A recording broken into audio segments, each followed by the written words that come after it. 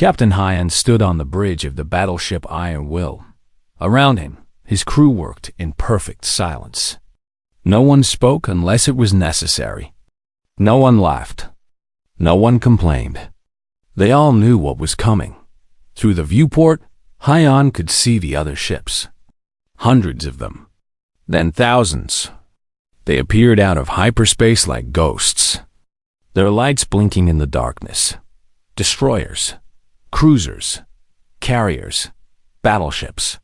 The largest human fleet ever assembled, and more were coming every hour. "Captain," said his first officer.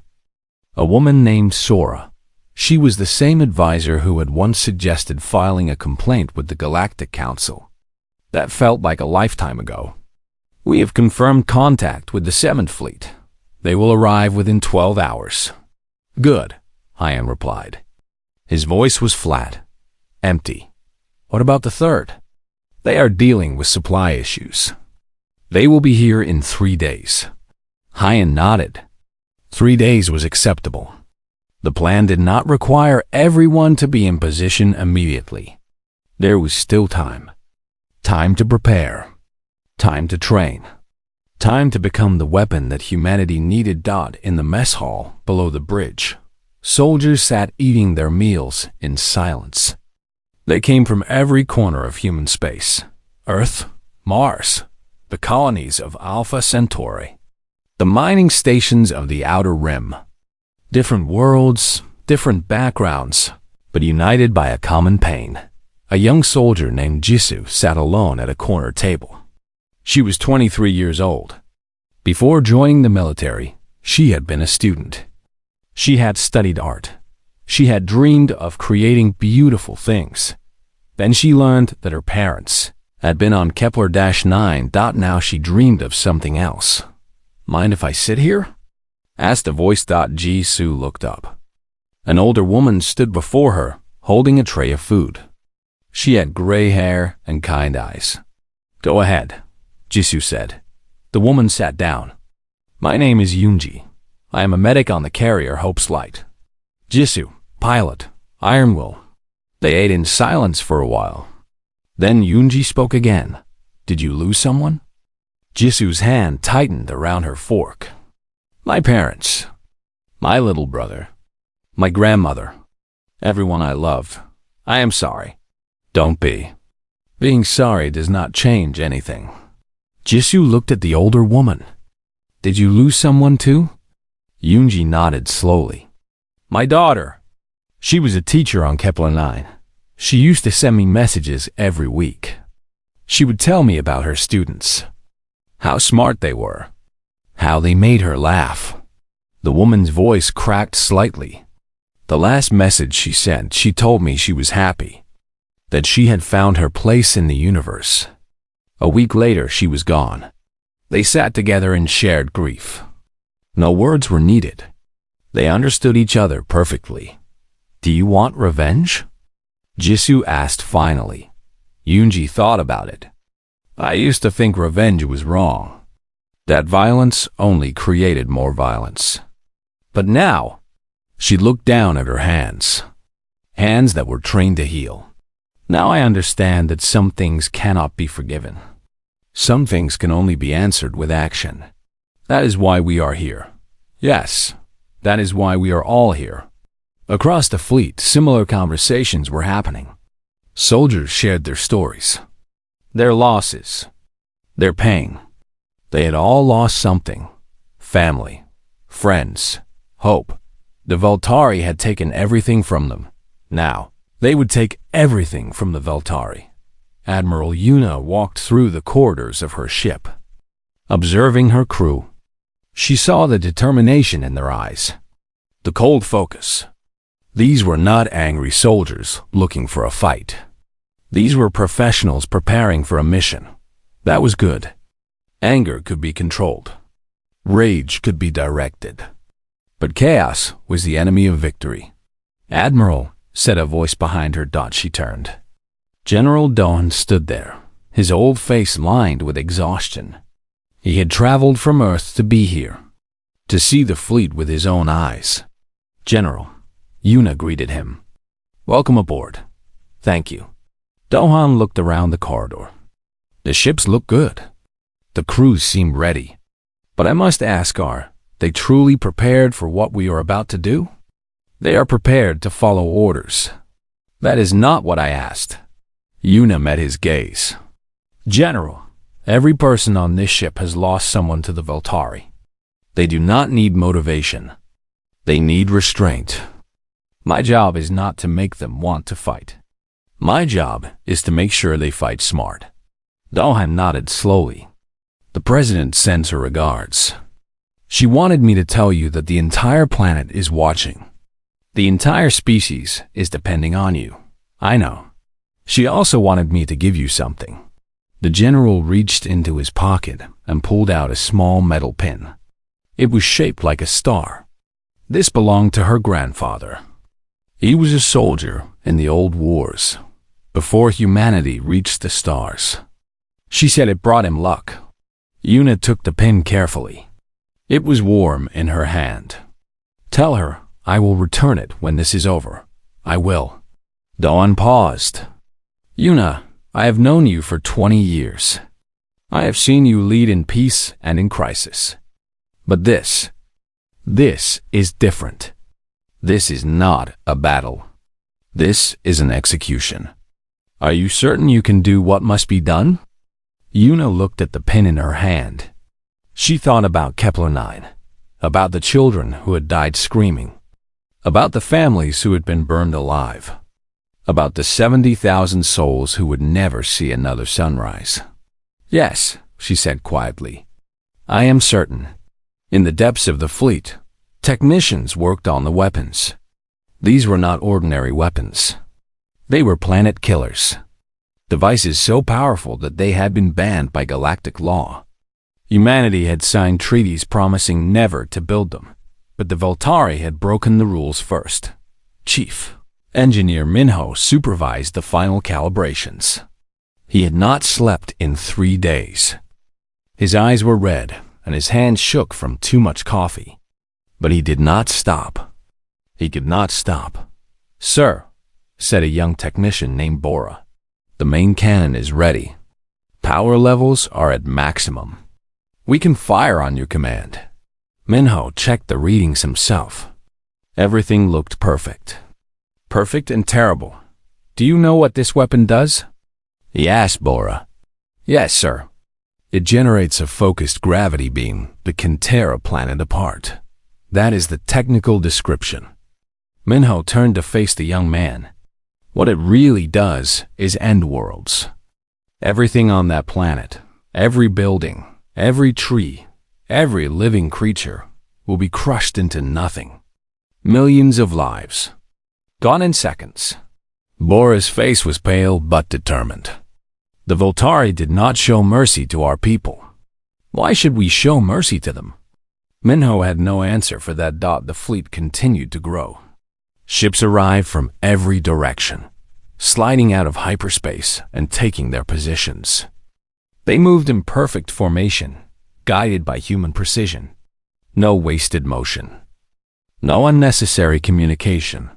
The other species watched from a distance. Scout ships from a dozen races had been sent to observe. They kept far away, too afraid to come closer. What they saw terrified them. There are over 10,000 ships, reported a Morith scout. And more are still coming. This is the largest military force we have ever seen. What are they doing? Asked his commander back home. Nothing. They are just waiting, in complete silence. Waiting for what? The scout did not know. But he could guess. In her quarters, Admiral Yuna sat alone. She held a photograph in her hands. It showed a young woman with a bright smile. Her niece. She had been a scientist on Kepler-9. She had been studying the local plants, trying to find new medicines that could help people. She had been 26 years old. I am sorry, Yuna whispered to the photograph. I am sorry I could not protect you, but I promise you, I will make them pay. Every single one of them. She put the photograph away and stood up. There was work to do. The fleet was almost ready. Soon, they would move.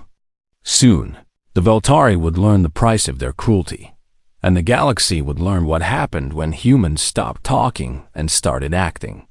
Captain Hyan received the final orders at midnight. He read them once, then gathered his senior officers. "We move in 48 hours, he told them. "Our target is the Veltari homeworld. We will arrive in force. We will give them one chance to surrender. If they refuse," he did not need to finish the sentence. Everyone knew what would happen. The officers returned to their stations. The countdown began. In the silence of space, 10,000 ships waited for the moment to strike. Humanity had nothing left to say, but they had plenty left to do. Ambassador Tay had served humanity for 30 years. He had traveled to distant worlds. He had spoken with creatures that looked like nightmares and others that looked like dreams. He had learned their languages, their customs, their fears. Now he sat in his office on a neutral station called Haven, watching the chaos unfold on his screens. "The Veltari ambassador is here again," said his assistant Minji. She was young but smart. Tay had chosen her because she could stay calm when others panicked. "He wants to speak with you. He says it is urgent." "It is always urgent with them," Tay replied. He did not look up from his screens. "Tell him I am busy." "Sir, this is the 5th time today." He seems scared. That word made Tay smile. Just a small smile, barely visible. "Good," he said quietly. "Let him wait." Outside his office, the station buzzed with nervous energy. Diplomats from across the galaxy had gathered here, trying to understand what was happening. The humans had stopped talking. No one knew why. No one knew what it meant. But everyone was afraid. In the main hall, a group of Crix traders whispered among themselves. Their insect bodies clicked and buzzed as they spoke. "I had a contract with a human shipping company," one said. "They were supposed to deliver medical supplies to my colony. They never came. When I sent a message, there was no reply." "Same with me," said another. "I was negotiating a mining deal with Earth. Everything was going well. Then one day, nothing. Complete silence. Do you think they are planning something?" Asked a third. No one had an answer. In another corner of the hall, the Morith elder, who had warned about humans, sat with a group of younger diplomats. They had come to hear his wisdom. They had come to understand. "Tell us again," said a young female from the Cellar species. Her blue skin glowed softly in the station's lights. "What do you know about human silence?" The elder closed his many eyes for a moment. When he opened them, there was sadness inside. "I was young when humans first came to the stars," he began. "They were weak then. Their ships were slow. Their weapons were primitive. Many species laughed at them. Some tried to conquer them. Those species do not exist anymore." The young diplomats leaned closer. "Humans are strange creatures," the elder continued. "They feel everything deeply. Love, hate, joy, anger. When they are happy, they celebrate loudly. When they are sad, they cry openly. When they are angry, they shout and threaten and make grand speeches. So why are they silent now?" The seller asked. The elder's voice dropped low. "Because silence is different. Silence means they have passed through anger. It means they have accepted a truth that cannot be changed. It means they have made a decision that cannot be undone." "What decision?" "To end something completely." The hall grew quiet. Everyone had heard the old stories. Stories about human wars on their home planet. Stories about what happened when humans stopped negotiating and started destroying. Those stories were supposed to be myths, exaggerations. Surely no species could be that. Ruthless. Surely. In the Veltari section of the station, Ambassador Korv paced back and forth.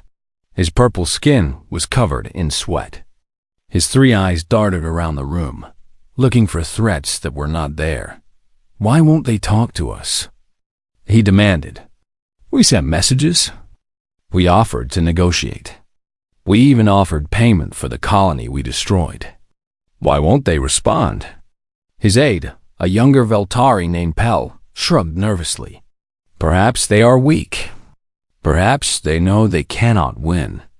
The Emperor says, the Emperor is a fool. Corv shouted. Then he looked around quickly, making sure no one had heard. Speaking against the Emperor was dangerous. I have dealt with humans for 20 years, he said more quietly. I know them. This is not weakness. This is something else. What then? Corv stopped pacing. He looked out the window at the stars. Somewhere out there, human ships were gathering. He could feel it in his bones. This is the calm before the storm, he whispered. And we are standing in its path. Ambassador Tay finally agreed to meet with Corv. They sat across from each other in a small conference room. The table between them felt like an ocean. Ambassador Tay, Corv began, his voice shaking slightly. On behalf of the Veltari Empire, I wish to express our regret. For the incident at Kepler 9, Tay said nothing. He just watched. It was a mistake, Corv continued quickly. A misunderstanding. The commander who ordered the attack has been punished. We are willing to pay compensation. Name your price. We can negotiate. No. That single word stopped Corv cold. No. What do you mean, no? You haven't even heard our offer. Tay leaned forward. His eyes were like dark pools of water, calm on the surface. But something moved underneath. There will be no negotiation, Tay said slowly. There will be no compensation. You cannot pay for 70,000 lives. You cannot undo what you have done. Then what do you want? Corv's voice was desperate now. War? Is that it? You want to fight us? You cannot win. Our fleet is 10 times the size of yours. Tay stood up. He looked down at the Veltari ambassador with something that might have been pity. You keep talking about what we want, Tay said. But you never stop to ask what we have already decided. The time for wanting is over. The time for deciding has passed. Now there is only what will happen. And what will happen? Tay turned and walked toward the door. Before he left, he looked back one last time. You will find out soon enough. The door closed. Corv sat alone in the empty room, trembling. Word of the meeting spread quickly. The human ambassador had refused to negotiate. He had refused compensation. He had said something was already decided. Panic began to grow. On a dozen worlds, alien leaders called emergency meetings. They tried to contact Earth. They tried to contact human colonies. They sent ships to the borders of human space. Every attempt failed. Every message went unanswered. Every ship was turned away without a word. This is madness, said the leader of the Stellar Confederacy. They cannot fight the entire galaxy. They are not fighting the entire galaxy, replied his advisor. They are focused on one target, the Veltari. Then we should help the Veltari. If humans can destroy one empire, they might destroy others. The advisor shook his head. Do you want to be caught between an angry human fleet and their enemy? I do not. We should stay far away and watch. Across the galaxy, other leaders came to the same conclusion. The humans had been provoked. The humans were angry. But they were not angry at everyone. Only at the Veltari. Better to stand aside and let the storm pass. On the station haven, Minji found Ambassador Tay sitting alone in the observation deck. He was watching the stars, his face unreadable. Sir, she said softly, are we really going to war? Tay did not look at her. We are already at war, Minji. The Veltari started it when they burned Kepler 9. We are simply going to finish it. People are scared. Not just aliens. Our own people, too. They want to know what is happening. They want answers. They will have answers, Tay replied. Soon, but not yet. Right now, silence is our greatest weapon. Let the enemy imagine what we might do. Let them lose sleep. Let them turn on each other. Fear is a weapon, Minji, and we have learned to use it well. Minji sat down beside him.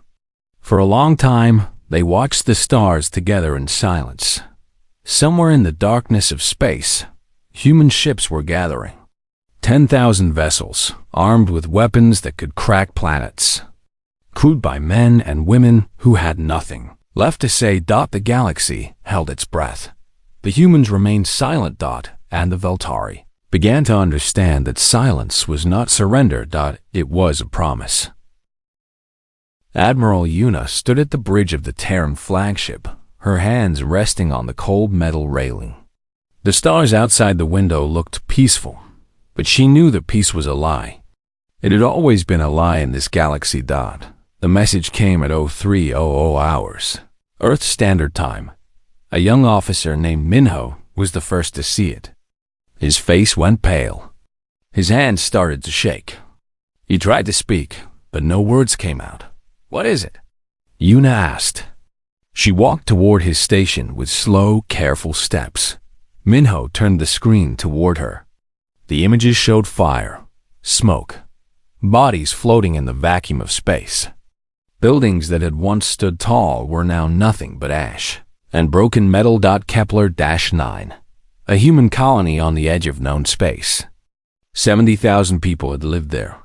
Farmers, teachers, children, families, who had traveled across the stars to build a new home. Now they were all dead. The Voltari Empire had attacked without warning. Their ships had appeared in the sky like dark clouds. They had fired their weapons until nothing remained. No survivors. No mercy. The colony was gone in less than 6 hours. Yuna read the report 3 times. Each time, she felt something cold grow inside her chest. It was not anger. It was something deeper. Something older. Something that humans had carried with them since the first days of their existence. Admiral, Minho said quietly. What do we do? Yuna did not answer. She turned and walked to the communication console. Her fingers moved across the buttons. She opened a channel to Earth Command. To the United Terran Council. To every human ship in the fleet. This is Admiral Yuna, she said. Her voice was calm. Too calm. You have all received the news about Kepler-9. 70,000 of our people are dead. The Veltari Empire has shown us who they really are. She paused. The bridge was silent. Every officer had stopped working. They were all watching her. From this moment forward, Yuna continued, all external communications are to stop. No messages to alien governments. No responses to diplomatic channels. No broadcasts. Nothing. We go dark. Minho looked confused. Admiral, the other races will want to know our response. The Voltari might try to negotiate. Shouldn't we? No. Yuna's voice was sharp like a blade. We are done talking. The order spread across human space like wildfire. Within hours, every human ship, every station, every colony went silent. The constant stream of messages that had once flowed between Earth and the rest of the galaxy simply stopped. On the planet Vora, a trading hub where many alien species met, a Veltari merchant named Groth noticed the change first.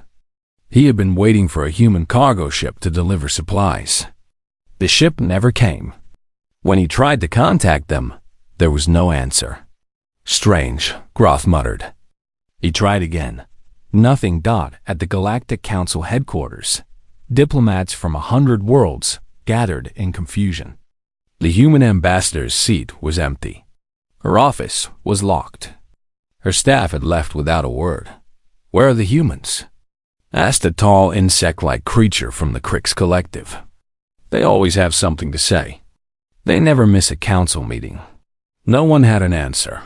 Back on Earth, the leaders of humanity gathered in a secret room deep beneath the mountains. President Hana sat at the head of a long table. Around her were generals, admirals, and the most powerful people on the planet. "The Voltari think we are weak," said General Doan. He was an old man with gray hair and hard eyes. "They think they can kill our people and we will do nothing. They are wrong. We could demand justice through the council," suggested a young advisor named Sora. "File a formal complaint. Ask for sanctions." Hannah shook her head slowly. "The council has never helped us. They watched when we were young. They laughed when we struggled. Now they fear us, but they will not fight for us. We must act alone." "Then we go to war," Dohan said. It was not a question. "Yes," Hannah replied, "but not yet. First, we prepare. We gather our strength. We build our ships. We train our soldiers. And while we do this, we say nothing. We give them silence." "Why silence?" Sora asked. Hannah looked at her with tired eyes. "Because words are wasted on those who do not listen. The Voltari ignored our peace. They rejected our friendship. They murdered our children. What more is there to say?" The room fell quiet. Everyone understood. When humans were angry, they shouted. They argued. They fought with words before weapons. But when humans went silent, it meant something else entirely. It meant they had stopped hoping for peace. It meant they had accepted what must be done. In the depths of space, Admiral Yuna received her orders. She read them twice, then deleted the message. There could be no evidence, no warning. The enemy must not know what was coming. She turned to her crew. "We have work to do," she said simply. "Report to your stations. Training begins at 060. "Training for what, Admiral?" asked a young pilot named Jisoo. Yuna looked at her. There was something in her eyes that made Jisoo's blood run cold. Not hatred, not rage. Something worse. Certainty. "For the end of an empire," Yuna said. Across the galaxy, alien races watched the human channels with growing worry. Days passed. Then weeks. The silence continued. Ships that had once traveled freely between human and alien space now stayed in port. Trade stopped. Communication stopped. Everything stopped. "This is not normal," said an elder of the Morath species. He had lived for 300 years and had seen many things. "I have studied humans my whole life. They are loud creatures, emotional. They never stop talking. This silence. It is wrong." "Perhaps they are afraid," suggested a younger Morath. "Perhaps they know they cannot win against the Voltari." The elder shook his head. "You do not understand. Humans do not go quiet when they are afraid. They go quiet when they are hunting." The Voltari Emperor sat on his throne, surrounded by his advisors. He had expected human ships at his borders within days of the attack. He had expected threats and demands. He had expected fire and fury. Instead, he got nothing. "Your Majesty," said his chief advisor, "should we be concerned?" The Emperor laughed. "Concerned? About what?" "The humans are cowards. They know they cannot defeat us. Their silence is surrender." But deep in his heart, in a place he did not like to visit, the Emperor felt a small seed of doubt. He pushed it away. Humans were weak. Everyone knew this. He would learn the truth soon enough. On Earth, the factories worked day and night. New ships rose from the construction yards. Weapons were built and tested. Soldiers trained until they could fight in their sleep. And through it all, not a single word was spoken to the outside world. The galaxy waited for humanity to break its silence. Humanity had nothing more to say. 1 year had passed since the destruction of the Voltari Empire. The galaxy had changed. Everything had changed. Sergeant Bora sat in a small cafe on Earth, watching the rain fall outside the window. She had left the military 6 months ago. She could not do it anymore. Every time she closed her eyes, she saw the planet burning.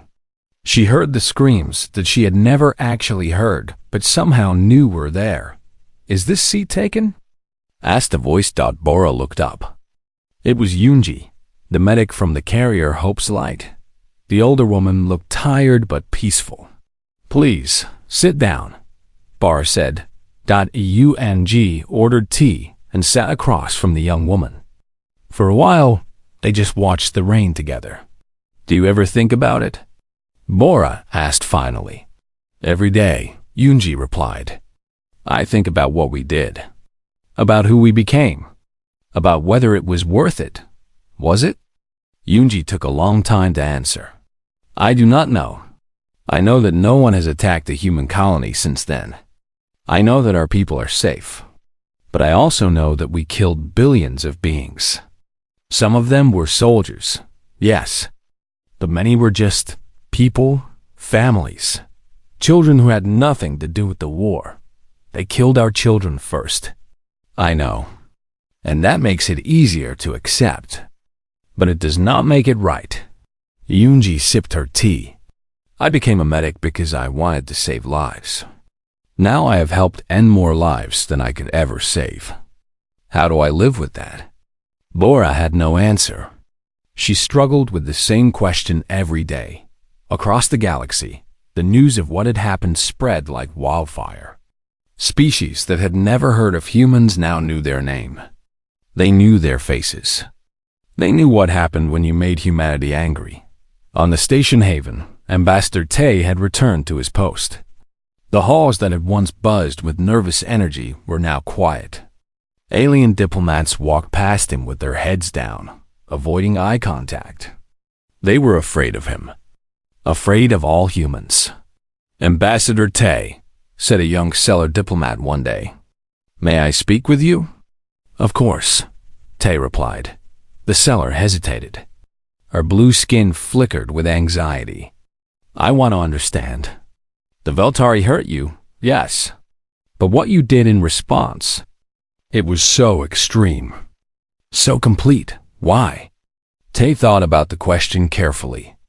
"Do you know what happened before the Veltari attacked our colony?" "No, nothing. There was no warning, no demands, no declaration of war. One day, our people were living their lives. The next day, they were dead.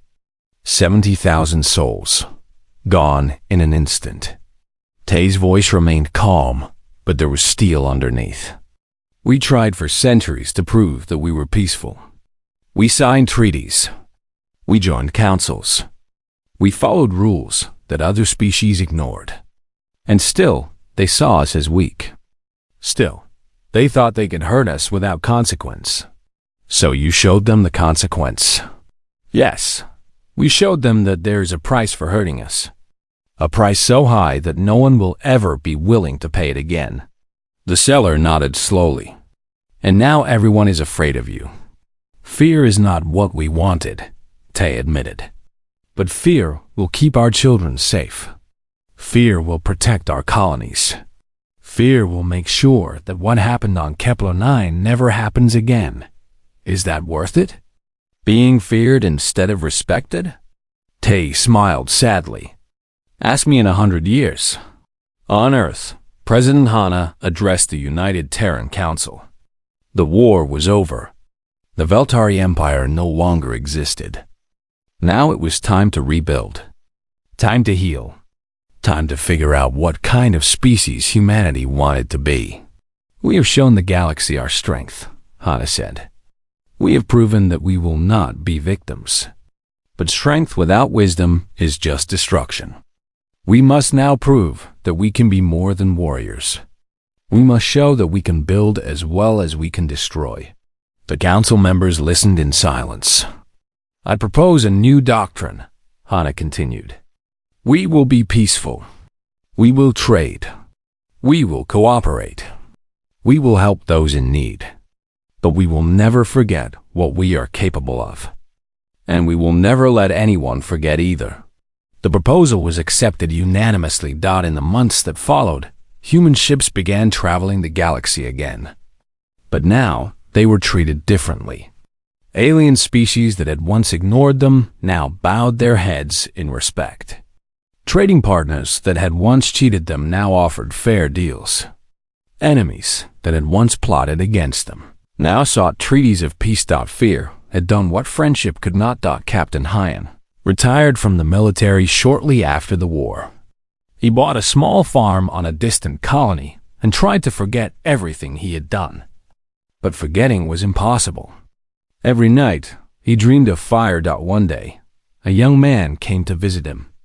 It was Minho, the engineer who had calibrated the planet-killing weapons. "Captain," Minho said, "I need to talk to someone who understands." Hyan invited him inside.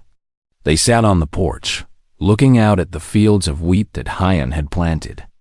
"I cannot sleep," Minho admitted. "Every time I close my eyes, I see the planet dying. I hear the screams. I feel the weight of all those lives on my shoulders." "I know," Hyan said. "I feel it too. How do you live with it?" Hyan was silent for a long time. Then he spoke slowly. "I tell myself that we had no choice. That if we had shown weakness, more colonies would have been attacked. More of our people would have died. I tell myself that we did what was necessary to protect humanity. Do you believe it? Some days. Other days, I wonder if we became monsters." Hyan looked at the younger man. "But here is the truth, Minho. We made a choice. A terrible choice. And now we have to live with it. We do not get to pretend it did not happen. We do not get to forget. All we can do is try to be better. Try to make sure the choice was not made in vain." Minho nodded. It was not comfort, exactly, but it was understanding. And sometimes that was enough. On the anniversary of the Kepler 9 massacre, a memorial ceremony was held. Admiral Yuna stood before a crowd of thousands, her gray hair blowing in the wind. Behind her, a giant wall displayed the names of everyone who had died.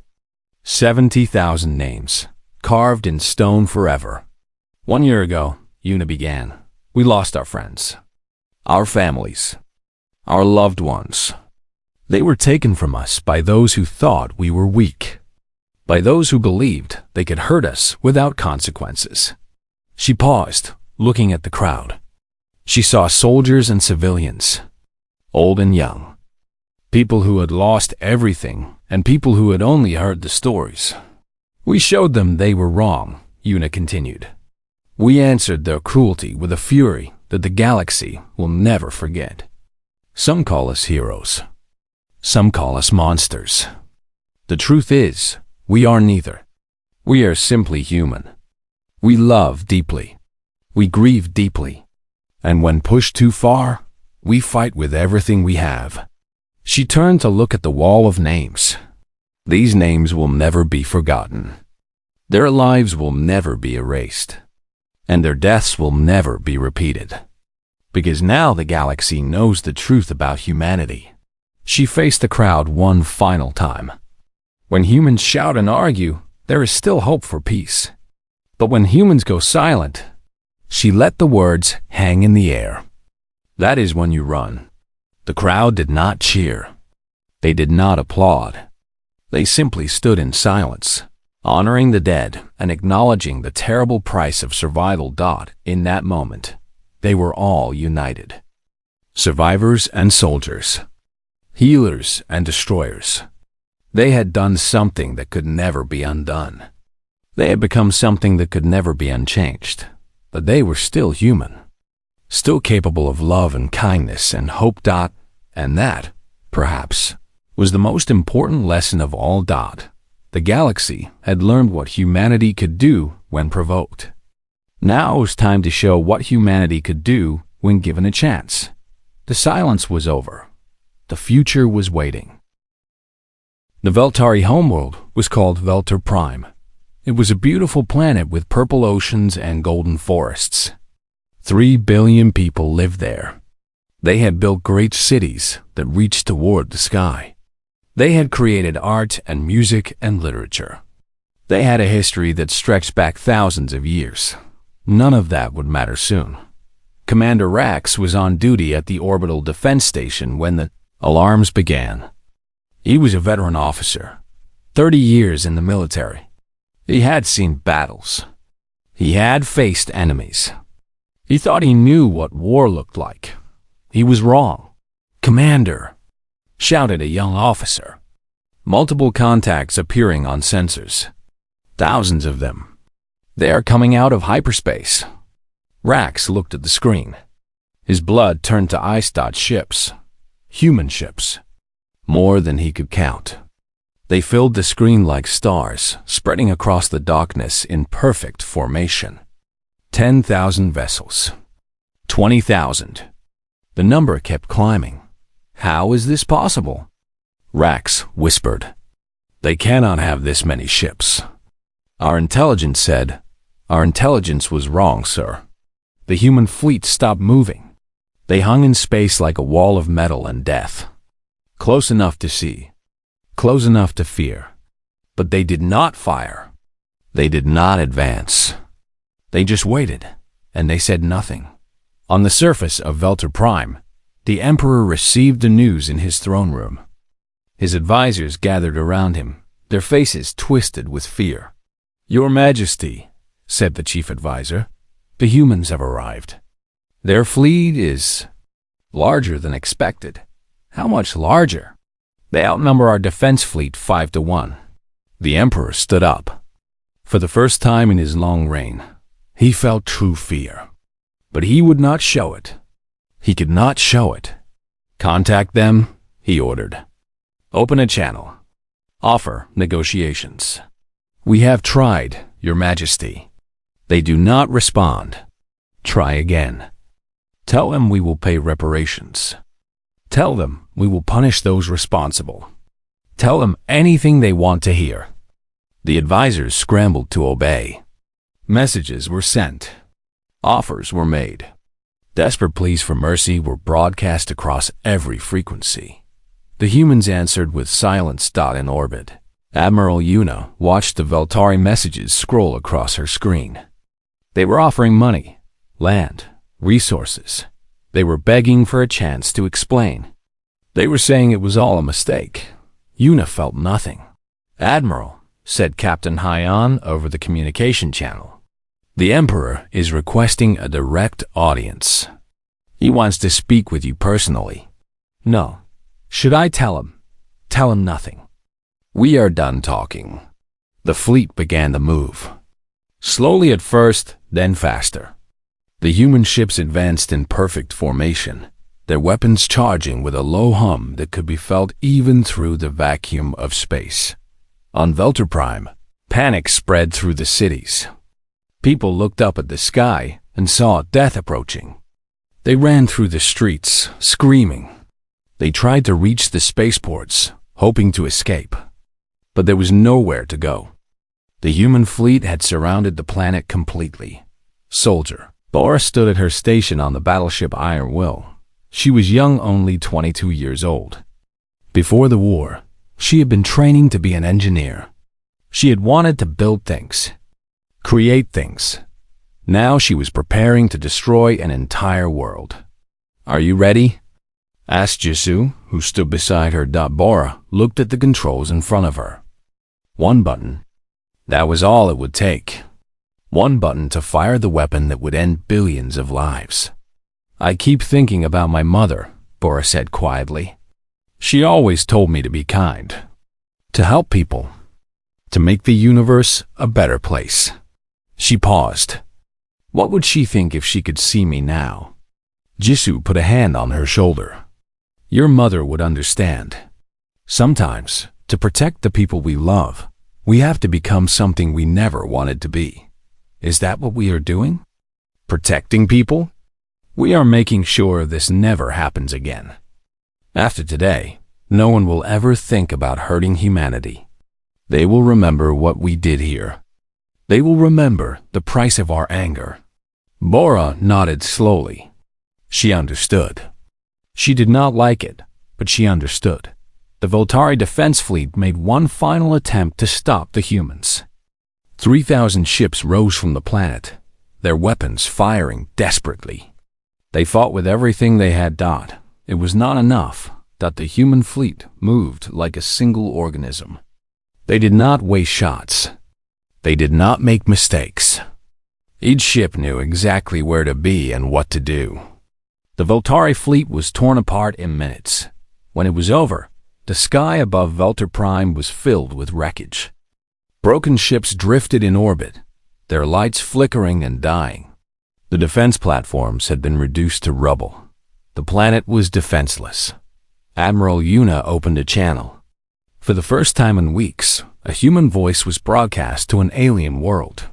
"This is Admiral Yuna of the Terran fleet," she said. Her voice was calm and cold.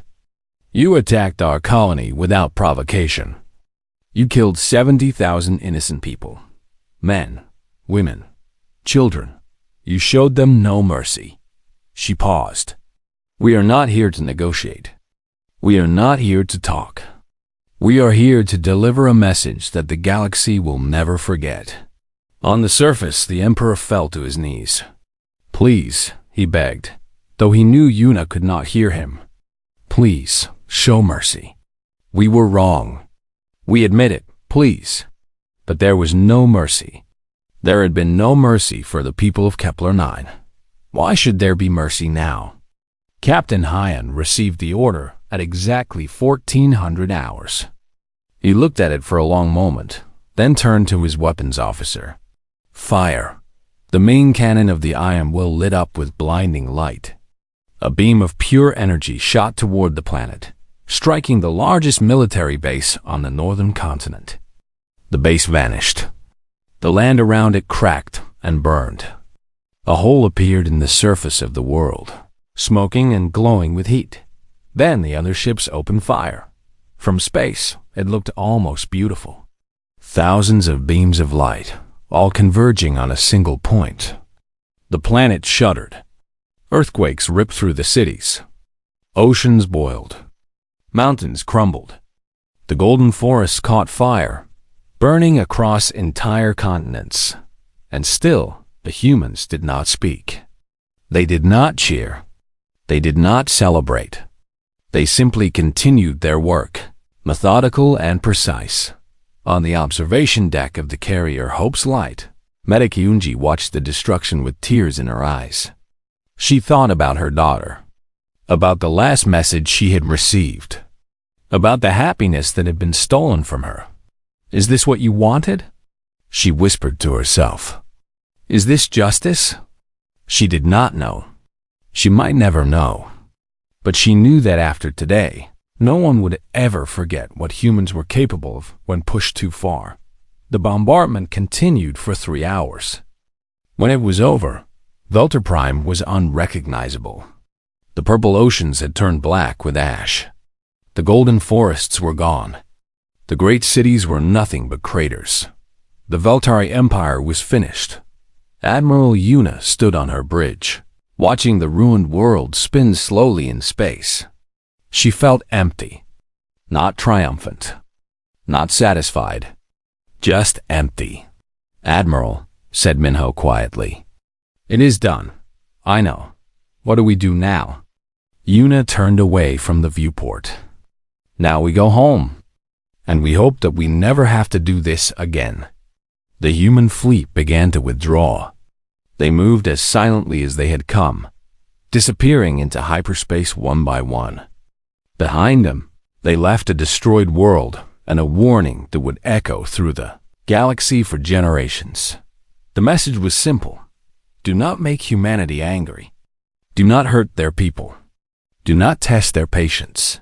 Because when humans stop talking, it means they have nothing left to say. And that is when you should run.